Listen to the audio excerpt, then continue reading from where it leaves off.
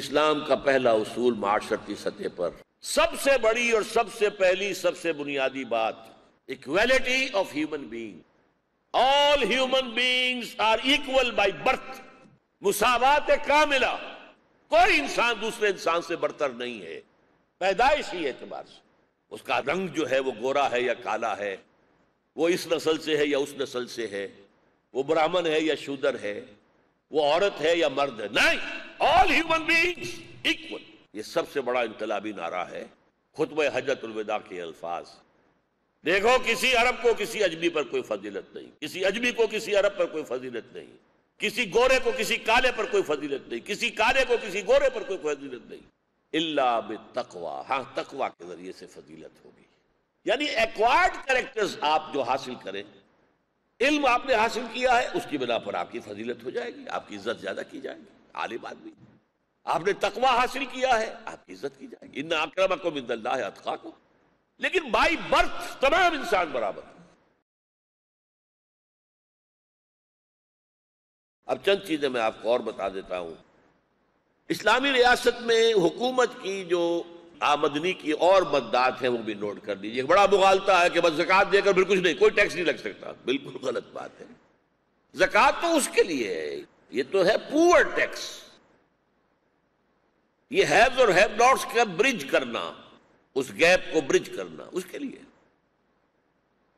Tax تو ہوں گے.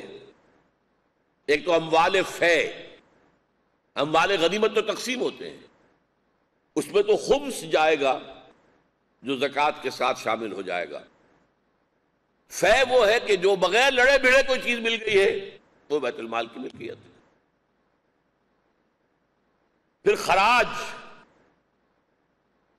جو زمینیں مسلمانوں نے فتح کی ہیں، جو ملک، ان کی زمینیں کسی کی ملکیت نہیں ہے، نہ وہ مال غنیمت ہے کہ تقسیم کر دی جائے مسلمانوں کے درمیان.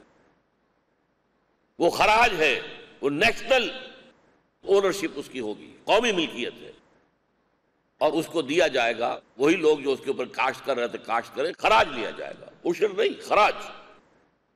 اور خراج کسی بھی زمین کو دیکھ کر اس کے پیداوار کتنی ہو سکتی ہے، کتنی آمدنی ہو، اس کے حساب سے لگایا جائے گا. جیسے غیر مسلموں پر جزیہ، مسلمانوں پر زکوٰۃ، اسی طرح یہ مفتوحہ زمینوں پر خراج. اور جو ذاتی ملکیتی زمینیں ہیں ان لوگوں کی کہ جو لڑے بڑے بغیر ایمان لے آئے. مدینے کے لوگ، حضور نے فتح نہیں کیا تھا مدینہ، وہ تو پہلے ایمان لے آئے تھے، حضور کو لے کر آئے تھے. وہاں کی ساری زمینیں عشری ہیں، عشر دینا ہوگا پیداوار کا، یا نصف عشر دینا ہوگا. اگر کوئی آرٹیفیشل اریگیشن ہے تو نصف عشر، 5%. اور اگر نیچرل ہے بارش سے، اس سے، تو وہ پھر 10% عشر. جب سواد عراق اور سواد ایران اور شام یہ زمینیں فتح ہو گئیں، اور صحابہ کرام کتنے تھے تعداد میں؟ چند ہزار. اب انہوں نے کہا جی اب یہ 5واں حصہ آپ رکھ لیجئے، اسٹیٹ لینڈز بنا لیجئے، باقی 4 حصے ہمیں تقسیم کر دیے. یہ مال غنیمت ہے. حضرت عمر متردد ہو گئے. اب کیا ان کا سبب ہوگا؟ میں تو یہ سمجھتا ہوں کہ انہوں نے یہ سوچا اب حکومت ہے، اسے فوج بھی رکھنی ہوگی، کچھ اسٹینڈنگ آرمیز بھی ہوں گی، چھاونیاں بھی بنانی ہوں گی، پیسہ کہاں سے آئے گا اس کے لیے؟ تو آپ نے کہا کہ اس کو مال فے کہیں گے ہم. صرف جنگ میں محاذ پر جو شے حاصل ہوگی، وہاں اونٹ اتنے مل گئے، گھوڑے اتنے مل گئے، تلواریں اتنی مل گئیں، نیزے اتنے مل گئے، ڈھالیں اتنی مل گئیں، جو بھی ہوگا، رسد اتنا مل گیا، اتنے آدمی جو ہیں غلام ہو گئے، اتنی جو ہیں عورتیں جو ہیں وہ کنیزیں بن گئیں، وہ تو ہے مال غنیمت. خمس ریاست کا، بیت المال کا، اور باقی 4 حصے لوگوں میں تقسیم ہو جائیں گے. لیکن یہ مال فے ہے جس کا ذکر ہے سورہ حشر کے اندر، یہ پورا کا پورا بیت المال ہو جائے گا. یہ بہت بڑا آپ کا فتویٰ تھا. اس پر بعض صحابہ نے بہت ان کے ساتھ جھگڑا کیا ہے کہ یہ آپ کیا کر رہے ہیں، یہ تو ہمارا مال غنیمت ہے. آپ پتہ ہے اس کا نتیجہ کیا نکلتا؟ ساری آبادی بھی غلام ہوتی، ساری عورتیں جو ہیں وہ کنیزیں بنتی، تب تقسیم کرتے. ملک فتح کیا آپ نے تو فیصلہ کیا نہیں، جو آن دی اسپاٹ محاذ پر جو کچھ ملے گا وہ مال غنیمت ہے، اس کے علاوہ وہ مال فے ہے. وہ مسلمانوں کی اجتماعی ایک ملکیت رہے گی، وہاں سے غیر مسلموں سے جزیہ لیا جائے گا، ان کی زمینیں جو ہیں چاہے وہ خود کاشت کرے ان سے خراج لیا جائے گا، وہ خراج پورا بیت المال میں جائے گا۔ پھر خلافت راشدہ میں عشور بھی تھے، درآمد برآمد اس کے اوپر ٹیکس تھا، ایکسپورٹ امپورٹ پر۔ اس کے علاوہ ضرائب کہلاتے تھے، انتظامی ضرورتوں کے لیے ٹیکس۔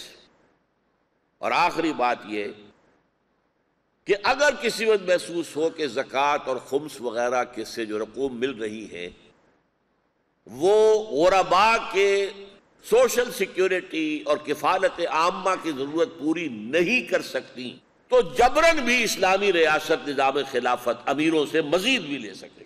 غریبوں کی ضرورتیں پوری ہونی چاہیے، کوئی سینکٹیٹی نہیں ہے میرے پیسہ آپ کیسے لے سکتے ہیں، نہیں، پیسہ تو اللہ کا ہے، تمہارے پاس امانت ہے اور اس پر ضرورت ہے ریاست،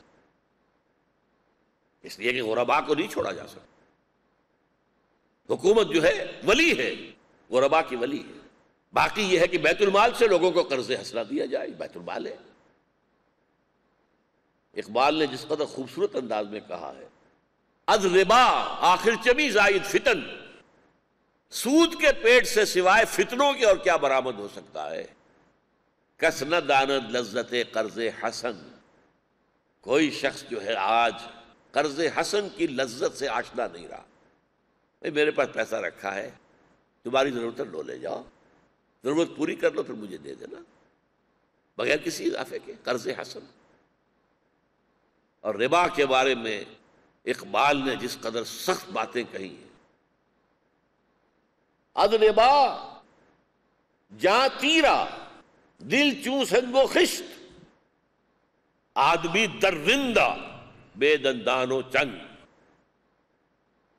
ربا سے انسان کا باطن تاریک ہو جاتا ہے، روح کی نورانیت ختم ہو جاتی ہے، اور دل چوں خشت و سنگ، وہ اینٹ اور پتھر کی طرح سخت ہو جاتا ہے۔ اور آدمی جو ہے سود خور، وہ بھیڑیا بن جاتا ہے، اگرچہ اس کے بھیڑیے والے پنجے نہیں ہوتے اور بھیڑیے والے دانت نہیں ہوتے۔ آدمی درندہ بے دندان و چنگ۔ مزارت کے بارے میں کیا فرمایا؟ خدا ہاں ملت را سروری داد، کہ قسمت از دست خود بنوشت،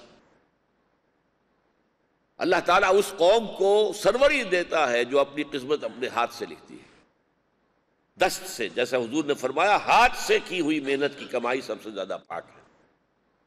با قوم سروکار نہ دارت، اس قوم سے تو اللہ کا سروکار ہی کوئی نہیں ہے، کوئی دلچسپی نہیں، کوئی مدد نہیں دے گا۔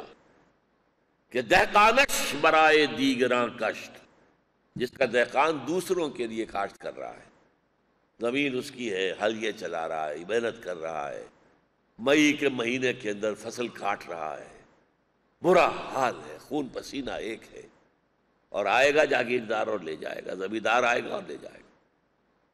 اس کے بچے امریکہ میں، انگلینڈ میں تعلیم حاصل کریں گے، اس کے بچوں کو ٹاٹوں والے اسکول کے اندر بھی داخلہ ملنا مشکل ہے، اس کا علاج نہیں ہو سکتا۔ یہ ظلم جب تک یہ مزارعت کا دیا پانچا نہیں ہوتا، جب تک جاگیرداری ختم نہیں ہوتی، یہ ظلم کیسے ختم ہوگا؟ میں اسلام کا جو سماجی اور معاشرتی نظام ہے اس کے لیے آغاز کرنا چاہتا ہوں علامہ اقبال کی ایک نظم سے۔ میرے نزدیک اقبال کے کلام میں ایک خاص اعتبار سے بلند ترین نظم جو ہے وہ ابلیس کی مجلس شورا ہے۔ انہوں نے زندگی کے بالکل آخری ایام میں کہی تھی، ان کی زندگی میں چھپی بھی نہیں تھی۔ اس کا تھیم کیا ہے؟ ابلیس اپنے مشیروں کو بلا کر ایک اجتماع کرتا ہے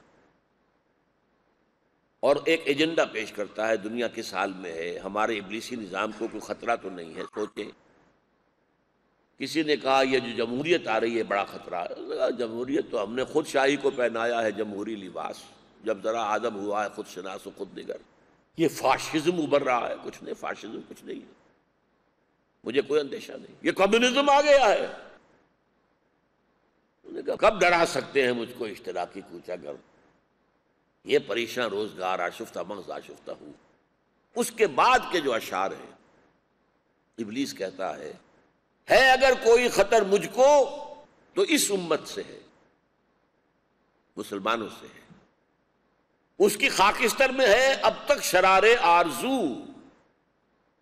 خاکستر، انگارے کے اوپر راکھ تو آ گئی ہے، اندر دہک رہا ہے کوئلہ۔ یہ تم اس کی خاک سے، اوپر کے آنے والی راکھ سے دھوکہ نہ کھاؤ۔ خال خال اس قوم میں اب تک نظر آتے ہیں، وہ کرتے ہیں اشک سحر گاہی سے جو ظالم وضو، تہجد گزار رو رہے ہیں، سجدوں کے اندر پڑے ہوئے افراد موجود ہیں، اب بھی ہیں۔ جانتا ہے جس پہ روشن باطن ایام ہے، مصداقیت فتنہ فردہ نہیں اسلام ہے۔ یہ کمیونزم نہیں ہے ہمارے ابلیس نظام کے لیے کوئی خطرہ، اسلام ہے خطرہ۔ اب ذرا ٹرن لیتا ہے،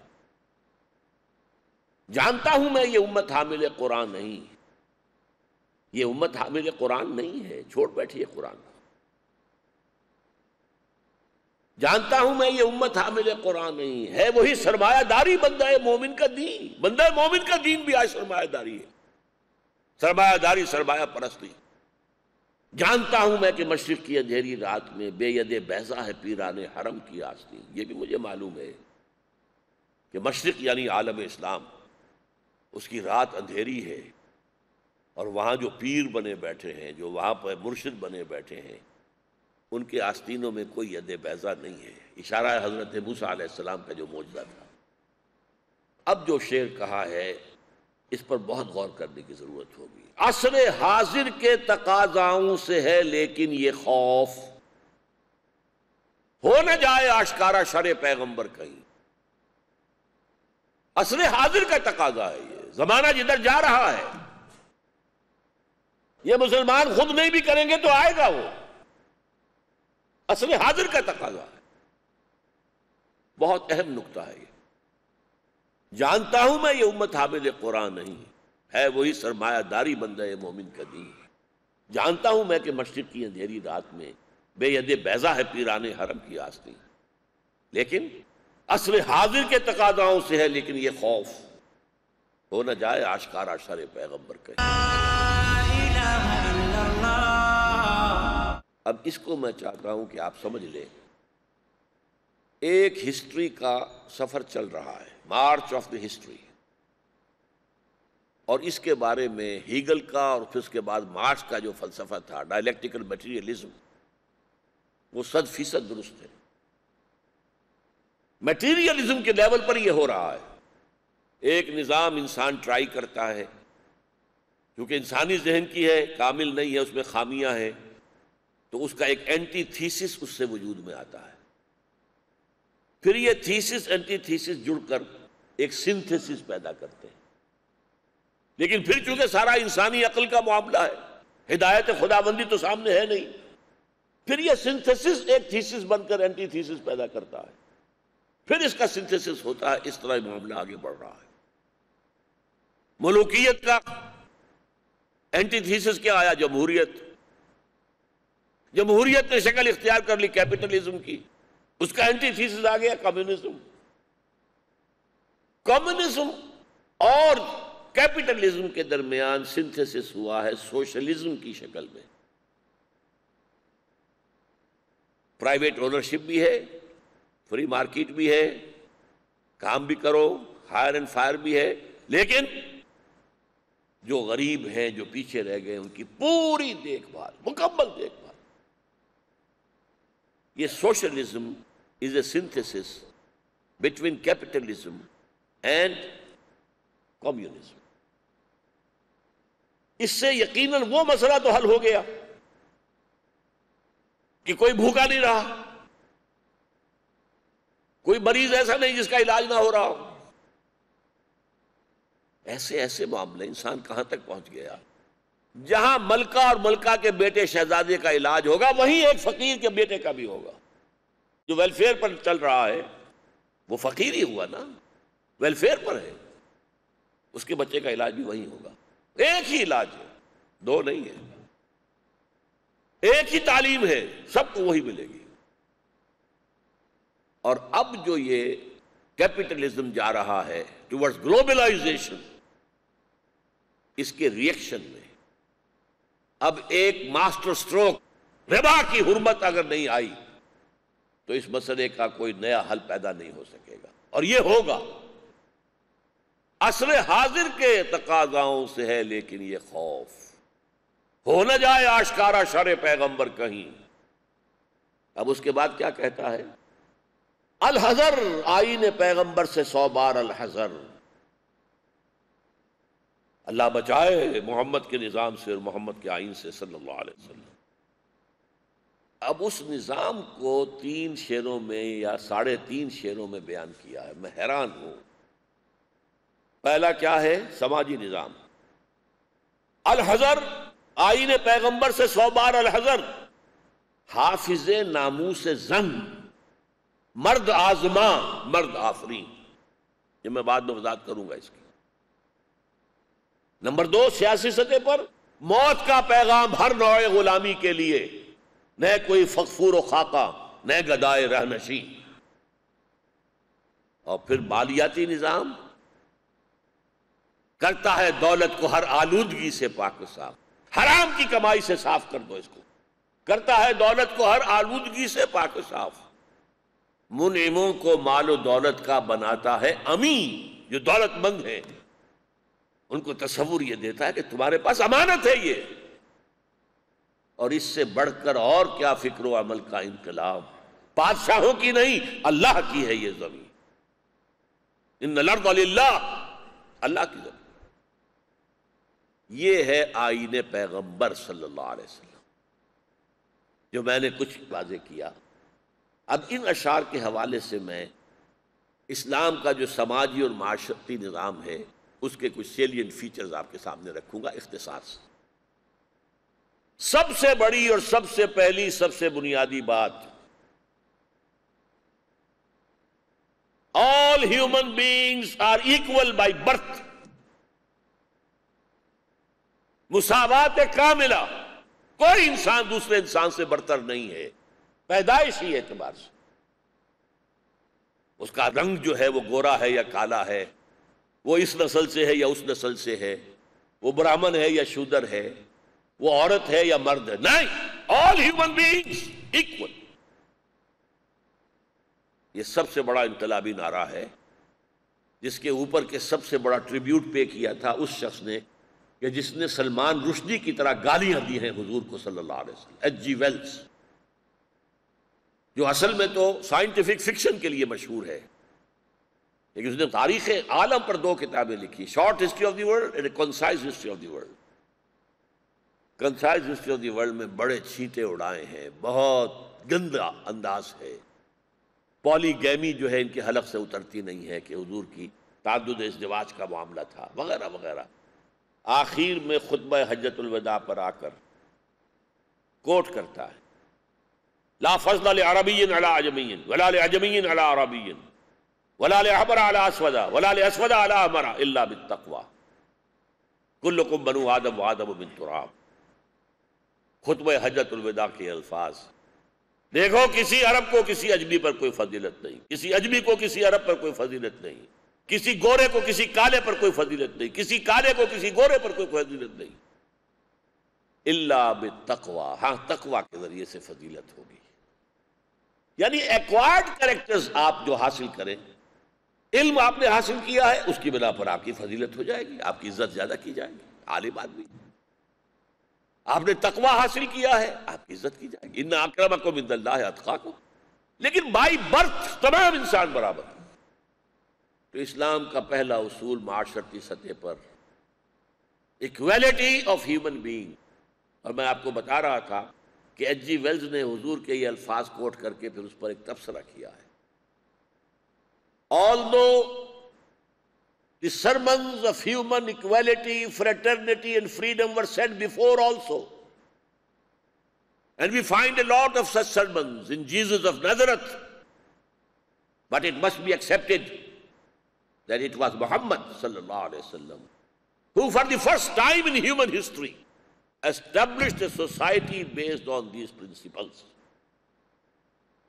کہ اگرچہ انسانی مساوات اور اخوت اور حریت کے واعظ تو پہلے بھی بہت کہے گئے تھے، اور ہمیں حضرت عیسیٰ علیہ السلام کے مواعظ میں اور تعلیمات میں بھی بہت سے واعظ ملتے ہیں، لیکن یہ ماننا پڑے گا کہ وہ محمد تھے صلی اللہ علیہ وسلم جنہوں نے تاریخ انسانی میں پہلی مرتبہ انہی اصولوں پر ایک معاشرہ قائم کیا۔ دس از دی بگیسٹ اچیومنٹ۔ یا ایھا الناس انا خلقناکم من ذکر و انثی وجعلناکم شعوبا وقبائل لتعارفوا ان اکرمکم عند اللہ اتقاکم۔ اے لوگوں، ہم نے تمہیں پیدا کیا نا، سب کو، گوروں کو، کالوں کو، مشرق والوں کو، مغرب والوں کو ہم نے پیدا کیا، وحدت خالق، اور پیدا کیا ایک انسانی جوڑے سے، من ذکر و انثی، ایک مرد ایک عورت سے، وحدت آدم۔ تو یہ ہے اسلام کے سماجی سطح کے اوپر۔ یہ جو میں نے ایک بات کہی ہے اس کی تھوڑی سی وضاحت بعد میں آئے گی۔ مرد اور عورت کے اندر کوئی فرق نہیں ہے۔ At human level they are equal, human dignity they share equally, human honour and respect they share equally. ہاں، جب ایک مرد اور ایک عورت شادی کے بندھن میں بندھیں گے اور ایک خاندان کا ادارہ قائم کریں گے، اب وہ ایکول نہیں ہو، اس پر بعد میں بات ہوگی۔ پیدائشی طور پر ان کے درمیان کوئی فرق نہیں۔ بعضکم من بعض، سورہ آل عمران میں فرمایا تم ایک دوسرے سے ہو، ایک ہی باپ کے نطفے سے بیٹا بھی ہے، بیٹی بھی ہے، ایک ہی ماں کے رحم میں بیٹے نے بھی پرورش پائی ہے، بیٹی نے بھی، تو کون کیسے اونچا نیچا ہو جائے؟ اچھا، مقاصد اب اس معاشرتی نظام کے جو اسلام دیتا ہے کیا ہے؟ سب سے پہلا مقصد کیا ہے؟ خاندانی نظام محکم ہونا چاہیے۔ یہ اینٹ ہے جس سے فصیل بنے گی، معاشرہ بنے گا۔ ہر اینٹ مضبوط ہوگی تو معاشرہ مضبوط ہوگا۔ یہ ہے target, a strong and disciplined family system. اس کے لیے کیا کچھ کیا گیا؟ شوہر اور بیوی کے مابین محبت ہو، الفت ہو، باہمی اعتماد ہو۔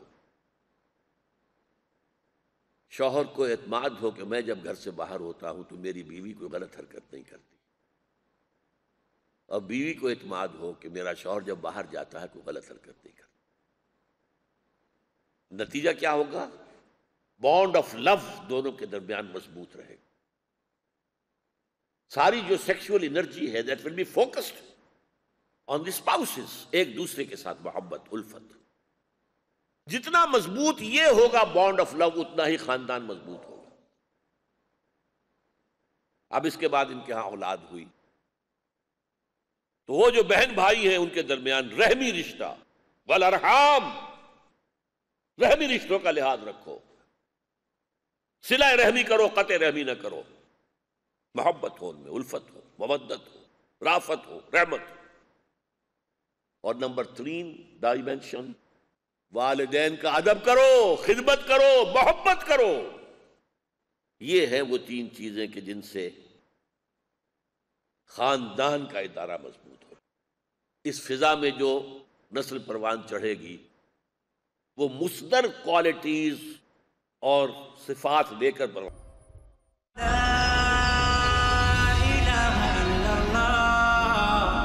الرجال قوامون علی النساء، کسی بھی ادارے کے 2 سربراہ برابر کے اختیارات رکھنے والے نہیں ہو سکتے، بیڑا غرق ہو جائے گا۔ کتنی بڑی فرم ہے، آپ مینیجنگ ڈائریکٹر 1 رکھیں گے، ڈائریکٹر 100 رکھ لیں، کوئی پرواہ نہیں، managing director will be 1۔ Minister 100 رکھ لیں، پرائم منسٹر 1 ہوگا، ورنہ نظام چل نہیں سکتا۔ اور اسلام میں مرد ہے قوام، الرجال قوامون علی النساء بما فضل اللہ بعضهم علی بعض وبما انفقوا من اموالهم فالصالحات قانتات حافظات للغیب بما حفظ اللہ۔ اس پر میں تھوڑی سی گفتگو بعد میں بھی کروں گا۔ تو پہلا ہدف مضبوط خاندانی نظام، جس کے لیے میں نے عرض کیا۔ اور ایک بات نوٹ کیجئے، قرآن کبھی نہیں کہتا اولاد سے محبت کرو، کیونکہ یہ تو فطرت میں کرو گے، بلکہ روکتا ہے زیادہ نہ کرو۔ ان من ازواجکم واولادکم عدوا لکم فاحذروہم، یہ جو تمہارے اندر فطری ایک محبت ہے، اس کے بنا پر وہ تمہارے دشمن بن سکتے ہیں، ان کی محبت میں تم غلط کام کرو گے۔ ان کو اچھے سے اچھا کھلانے کے لیے تم حرام کمائی کے اندر جو ہے ہاتھ ڈالو گے. لہذا ریسٹرین کرو، اس لگام کو کھینچ کر رکھو. محبت ایک حد سے زیادہ نہیں ہونی چاہیے اولاد سے. ہاں والدین سے محبت کرو جو فطری تقاضا نہیں ہے. اور 5 جگہ قرآن مجید میں اللہ تعالیٰ نے اپنے حقوق کے بعد والدین کے حقوق کا ذکر کیا ہے. وَقَضَىٰ رَبُّكَ أَلَّا تَعْبُدُوا إِلَّا إِيَّاهُ وَبِالْوَالِدَيْنِ إِحْسَانًا. والدین کے ساتھ نیک سلوک.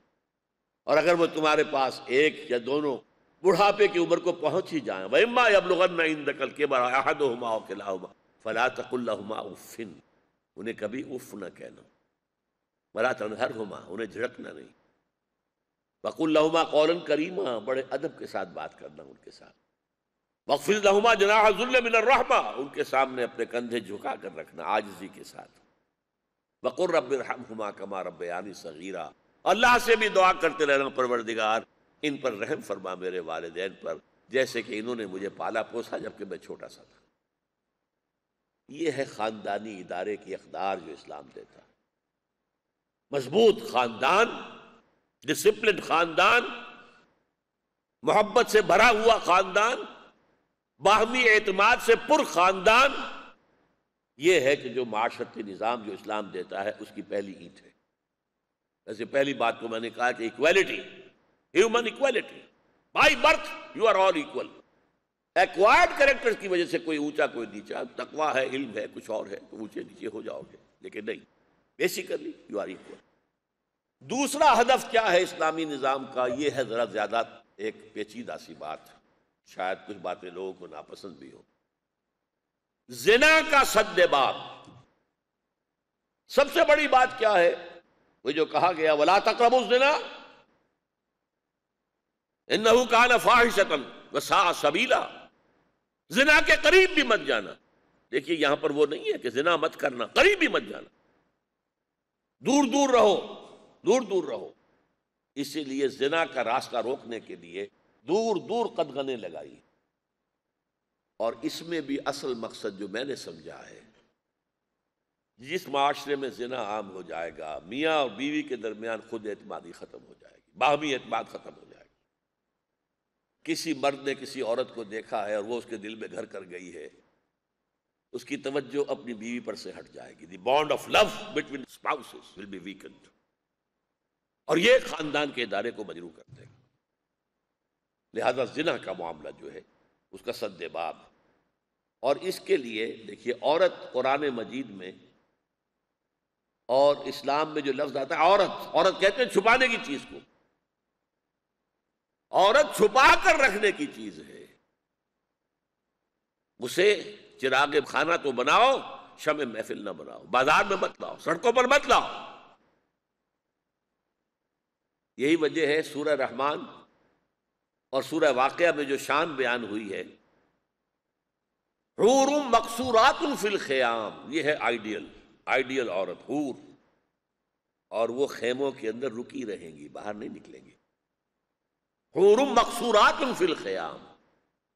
اور سورہ واقعہ میں فرمایا گیا حور عین کامثال اللؤلؤ المکنون، وہ بڑی بڑی آنکھوں والی حوریں کہ جو ان موتیوں کے مانند ہوں گی جنہیں چھپا کر رکھا جاتا ہے.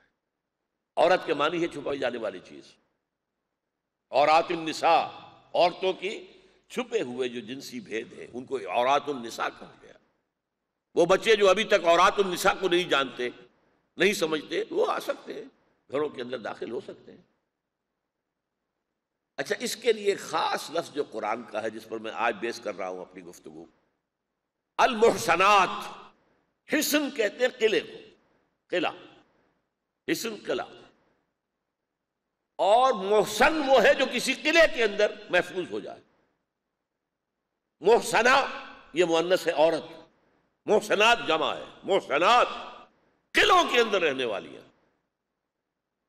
عورت کی عزت و عصمت و عفت کی حفاظت کے لیے قرآن نے 4 قلعے دیے ہیں. قلعہ اندر قلعہ، حسن در حسن. وہ جو اقبال کا میں نے مصرع آپ کو نوٹ کرایا تھا، حافظ ناموس زن. آئین پیغمبر جو ہے عورت کی عزت اور ناموس کی حفاظت کرنے والا ہے. اور اب جو آ رہا ہے سوشل انجینئرنگ پروگرام، اس میں عفت، عصمت، شرم، حیا، سب کی دھجیاں بکھر رہی ہیں۔ اور یہ یونائٹڈ نیشنز کی جنرل اسمبلی کا پروگرام، حافظ ناموس زن۔ دیکھیے قلعے کیا ہیں، ایک بہت عمدہ سی بات جو میرے ذہن میں آئی ہے، پہلے میں نے کبھی اس طور سے بیان نہیں کی۔ پہلا قلعہ یہ ہے اسلامی معاشرے کے اندر کہ ایک بہت بڑا پردہ پڑا ہوا ہے، عورتیں علیحدہ، مرد علیحدہ، سیگریگیشن آف سیکسز، ان کو قریب آنے ہی مت دو۔ آگ اور پانی کا میل صحیح نہیں ہے۔ کیسے ہوتا ہے، بڑا ولیمہ ہو رہا ہے، فرض کیجئے ایک بڑا ہی کوئی ہال ہے، اس میں پردہ ڈال دیا، ادھر عورتیں ادھر مرد ہیں، یا ایک خیمہ ان کا ایک خیمہ ان کا ہے۔ تو ہمارے اسلامی معاشرے میں ایک بہت بڑا پردہ جو ہے وہ پورے معاشرے کے اوپر رہے گا، اور اس میں کیا ہے، ادھر مرد ادھر عورت۔ وقرن فی بیوتکن، تم اپنے گھروں کے اندر ٹھہرو وقار کے ساتھ، باہر نہ نکلو۔ سیگریگیشن، عورتوں کا ہسپتال ہو، عورتیں مریض، عورت ڈاکٹر، عورت نرس۔ مردوں کا ہسپتال ہے، مرد مریض، مرد ڈاکٹر، مرد نرس۔ یہ عورت نرس کیوں آ گئی وہاں پر؟ سیگریگیشن۔ اگر آپ چاہتے ہیں کہ کوئی معاشی ترقی کے اندر بھی آپ کی خواتین حصہ لیں، ٹھیک ہے، first of all arrange for cottage industries, گھروں کے اندر کام دو ہونے کرنے کے لیے۔ نہیں تو ایسے آپ انڈسٹریل یونٹس بنائیے جہاں جو عورتیں کام کریں، عورتیں سپروائز کریں، بس، اور تو کچھ نہیں چاہتے ہم۔ ہر شے کا حل موجود ہے، where there's a will there's a way، کہیں کوئی رکاوٹ نہیں۔ تو پہلا حصن کیا ہے؟ سیگریگیشن، پردہ، یہ قلعہ ہے عورت کے لیے، حافظ ناموس زن۔ دوسرا کیا ہے؟ گھر کی چار دیواری، یہ قلعہ ہے۔ وَقَرْنَ فِي بُيُوتِكُنَّ وَلَا تَبَرَّجْنَ تَبَرُّجَ الْجَاهِلِيَّةِ الْأُولَىٰ، گھروں میں قرار پکڑو، رہو گھروں کے اندر، اور جیسے تم جاہلیت، جو قدیم جاہلیت تھی، بند سنور کر نکلتی تھی، لوگوں کی نگاہوں میں آ جاؤ، کھپ جاؤ، ختم کرو اس معاشرت کو، اب ختم کر دو۔ گھر کی چار دیواری، یہ دوسرا قلعہ ہے۔ حافظ ناموس زن، اس کے لیے دوسرا سٹیپ۔ تیسرا، اگر کسی ضرورت سے گھر سے باہر نکلنا پڑے، چادر پوری لپیٹ لو اپنے گرد، جلباب، اور اس کا ایک حصہ چہرے کے آگے بھی ڈال لو، چہرے کا بھی پردہ کرو۔ نامحرموں سے چہرے کا بھی پردہ۔ یہ چادر، یہ بھی ایک قلعہ ہے جس کے اندر وہ عورت محفوظ ہے۔ یہ ایک اور حصن ہے، یہ برقع حصن ہے، قلعہ ہے، قلعے کے اندر ہے، محفوظ ہے۔ اسی لیے آتا ہے چادر چار دیواری، نہ چادر نہ چار دیواری۔ ہمارے تو گھروں کی اب تعمیر جو ہے اس میں چار دیواری کا کوئی تصور ہی نہیں ہے، آگے پیچھے سے کھلے۔ کہاں وہ گھر ہوتے تھے، یہ مردانہ، پہلے بیٹھک ہے، مردانہ ہے، وہاں پر بھی کوئی غسل خانہ وغیرہ یہ سب، پھر ڈیوڑی آتی تھی، پھر ڈیوڑی سے زنانے کے اندر، کہاں ہے آج؟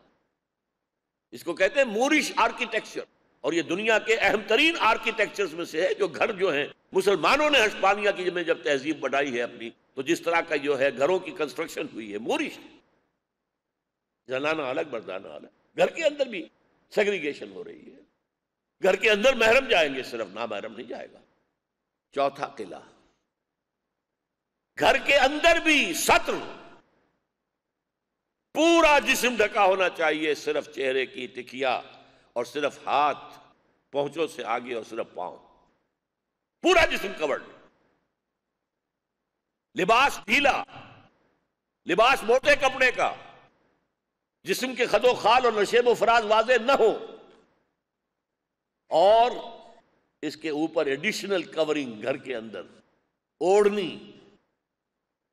باہر سے نکلنے کے لیے جلباب آیا ہے سورہ احزاب کے اندر، گھر کے اندر اوڑھنی ہے، خمر، خمار، لیکن وہ خمار سر کو بھی ڈھانپے، اور یہاں چھاتری کے اوپر، سینے کے اوپر ایک بکل مار لو، تاکہ عورت کی نسوانی حسن کا جو بہت بڑا ایک پہلو ہے، چھاتیاں، وہ ان کے اوپر ایڈیشنل کور ہو جائے۔ یہ سطر وہ ہے کہ باپ کی نگاہ بھی نہیں پڑنی چاہیے عورت کے جسم پر، بھائی کی نگاہ نہیں پڑنی چاہیے، بیٹے کی نگاہ نہیں پڑنی چاہیے عورت کے جسم پر، except 3، this face, these hands and these feet. اس سے آگے صرف شوہر کا معاملہ ہے۔ ہن لباس لکم وانتم لباس لہن، یہ ایک دوسرے کے لیے لباس ہے، ان میں کوئی حجاب نہیں، کوئی پردہ نہیں۔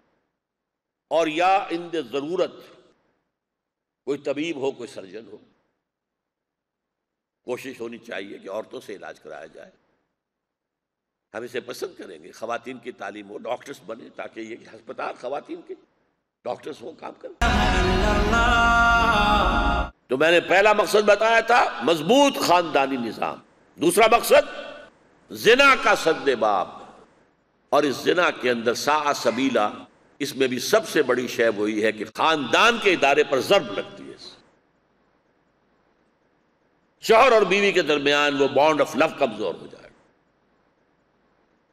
اور جب ان کے درمیان چخ ہوگی تو اولاد کی جو تربیت ہوگی وہ منفی ہوگی۔ اس کے علاوہ زنا کے سد باب کے لیے کچھ اور احکام بھی ہیں۔ اولاد کی شادی جلد از جلد، جوان ہوتے ہی، یہ نہیں دیر ہو رہی ہے۔ کیا ضروری ہے کہ لڑکا پاؤں پر کھڑا ہو تب شادی ہو؟ والدین شادی کر کے لائیں۔ پرانا ہمارا معاملہ کیا تھا؟ والدین شادی کر کے لاتے تھے، اسی لیے آنے والی بہویں بھی انہیں اپنے والدین سمجھتی تھی۔ آج تو بیٹے نے شادی کی ہے، بیٹے نے اپنے پاؤں پر کھڑے ہو کر، اس کی بیوی کیسے محسوس کرے گی اپنی ساس اور سسر کو کہ یہ بھی میرے والدین ہیں؟ ان کا تو وجود گوارا نہیں ہوگا اسے گھر کے اندر۔ ہماری پرائیویسی کے اندر خامخواہ خلل انداز ہوتے ہیں، وہ خاندان کا نظام جو ہے وہ تو درہم برہم ہو جائے گا۔ شادیاں جلدی کرو، تم لاؤ، اپنی بیٹی بنا کر لاؤ۔ کھانے کو اگر تمہاری اپنی بیٹیاں کھا رہی ہیں اور اپنے بیٹے کھا رہے ہیں، وہ بھی کھا لیں گے، وہ اپنا رزق ساتھ لے کر آئے گی۔ تو شادیاں جلدی کرو، اور خاص طور پر پھر بیواؤں کے انکحوا الایام منکم۔ اور آخری بات تعدد ازدواج۔ اگر کسی شخص کے اندر اللہ تعالیٰ نے مزاج بنائے ہیں مختلف، کسی میں دولت کی ہوس زیادہ ہوتی ہے، سیکس کی ارج اتنی نہیں ہوتی، کسی میں سیکشول ارج بہت زیادہ ہوتی ہے، جبکہ عورت کا معاملہ آپ کو معلوم ہے، ہر مہینے اس کے چند دن جو ہے وہ کسی اور ہی کیفیت میں بیتتے ہیں۔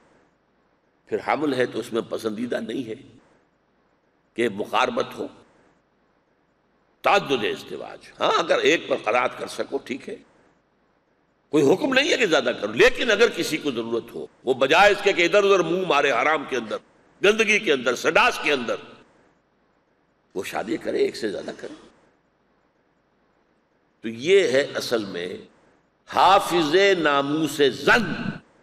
میں نے کہا تھا نا، ایک مصرع کمال ہے اقبال کا، الحذر آئین پیغمبر سے 100 بار الحذر، حافظ ناموس زن۔ اور اب دوسرا پہلو، مرد آزما، مرد آفرین۔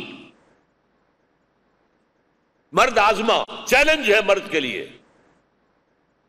تمہارا کام ہے گھر بساؤ۔ تم یہ نہ چاہو کہ تمہاری بیوی جو ہے جہیز لے کر آئے، نو،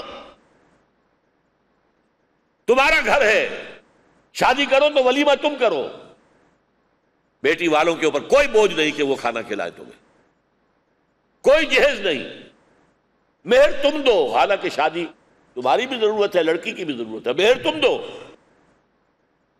کفالت تمہارے ذمہ رہے گی، اس کی بھی اور اس کی اولاد کی بھی۔ مرد آزما، یہ چیلنج ہے مردوں کے لیے۔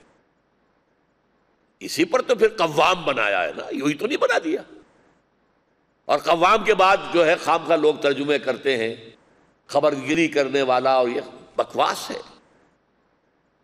قامہ بے کے ساتھ آئے گا تو کوئی کام کرنا، کسی کام کے لیے اٹھنا، کسی کام کے لیے محنت کرنا، اور قامہ علا، کسی کے اوپر رہنا، سوار رہنا، کسی کے اوپر مسلط رہنا، قامہ علا۔ الرجال قوامون علی النساء فالصالحات قانتات۔ میں نے کہا تھا نا کہ مرد اور عورت میں اونچ نیچ نہیں ہے، لیکن شوہر اور بیوی میں اونچ نیچ ہے۔ اسلامی معاشرہ میل ڈومینیٹڈ معاشرہ ہے، کہیے ڈٹ کر، ہم اس مساوات مرد و زن کے قائل نہیں ہیں۔ ہاں بنیادی طور پر مرد اور عورت شرافت انسانی میں برابر شریک ہیں، عزت اور شرف جو ہے وہ انسان کا مرد کو اور عورت کو برابر حاصل، لیکن شوہر اور بیوی برابر نہیں۔ مرد آزما مرد آفری، طلاق کا اختیار مرد کو ہے، عورت کو نہیں ہے۔ عورت تو مہینے میں چند دن جو ہے بڑی چڑچڑی کیفیت میں گزارتی ہے، اس کے ہاتھ میں اختیار دے دیا تو وہ اختیار جو ہے کسی بھی وقت استعمال کر لے۔ ہاں وہ خلا لے سکتی ہے، وہ خاندان کے بزرگوں کو بیچ میں ڈالے، عدالت میں جائے، یا شوہر کو راضی کرے کہ بھئی مجھے چھوڑ دو، میں اپنا مہر واپس کرتی ہوں، تھوڑا یا پورا۔ اور یہ جو سربراہی ہے، ظاہر بات ہے کسی ایک ادارے کے دو سربراہ نہیں ہو سکتے۔ اور چوتھی چیز، اسلامی معاشرے کا ایک اہم نمایاں وصف عام طور پر پوری فضا میں امر بالمعروف نہی عن المنکر، نیکی کا حکم دو، بدی سے روکو۔ تم اپنے گھر کے اندر نیکی کا رواج کرو، بدی کا استحصال کرو۔ اگر تمہیں اللہ نے حکومت دے دی ہے، الذین ان مکناہم فی الارض اقاموا الصلاۃ وآتوا الزکاۃ وامروا بالمعروف ونہوا عن المنکر، نیکی کا حکم دو، بدی سے روکو۔